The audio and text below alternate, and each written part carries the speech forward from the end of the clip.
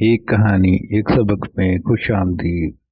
میرے پیارے بچوں، آج میں آپ کے لیے ایک ایسی کہانی لایا ہوں جس میں ایک دادا اپنے پوتے کے لیے گاؤں میں رہ کر انتظار کرتا رہتا، مگر اس کا پوتا شہر میں آئی ٹی آفیسر بن گیا تھا۔ دادا ابو جب بھی اسے بات کرنے کے لیے کال کرتے، وہ کہتا میں بزی ہوں، میں بعد میں بات کروں گا، اور اپنے دادا سے بات کرنے کو وہ وقت کا ضیاع سمجھتا تھا۔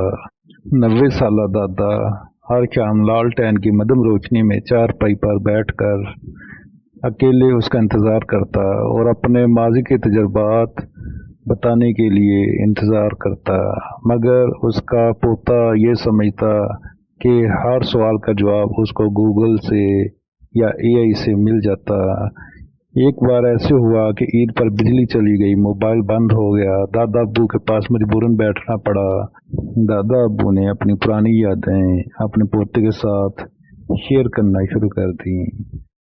دادا ابو نے بتایا کہ کیسے انہوں نے اپنی زندگی میں 3 قحط دیکھے اور کیسے انہوں نے ان کو گزارا، اور کیسے انہوں نے ہمسایوں کے ساتھ زندگی گزاری۔ گوگل فصل اگانا تو سکھا سکتا ہے، مگر بھوکے پیٹ صبر کرنا نہیں سکھا سکتا۔ تو بیٹا، ڈگریاں نوکری تو دے دیتی ہیں، لیکن جینا بزرگ سکھاتے ہیں۔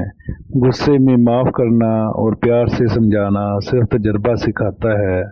میرے پیارے بیٹے، بزرگوں کے پاس بیٹھا کرو، بزرگ آپ کا انتظار کرتے ہیں۔ اس دن کے بعد پوتے نے اصول بنا لیا، ہفتے میں ایک شام موبائل بند اور دادا کے پاس بیٹھ جایا کرتے، کیونکہ گوگل پر معلومات ملتی ہیں لیکن زندگی بزرگوں کے پاس ملتی ہے۔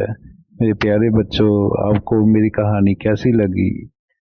اگر آپ کو میری کہانی اچھی لگی تو میرا چینل ایک کہانی ایک سبق ضرور سبسکرائب کیجیے اور دوستوں کے ساتھ شیئر کیجیے۔ ویڈیو دیکھنے کا شکریہ۔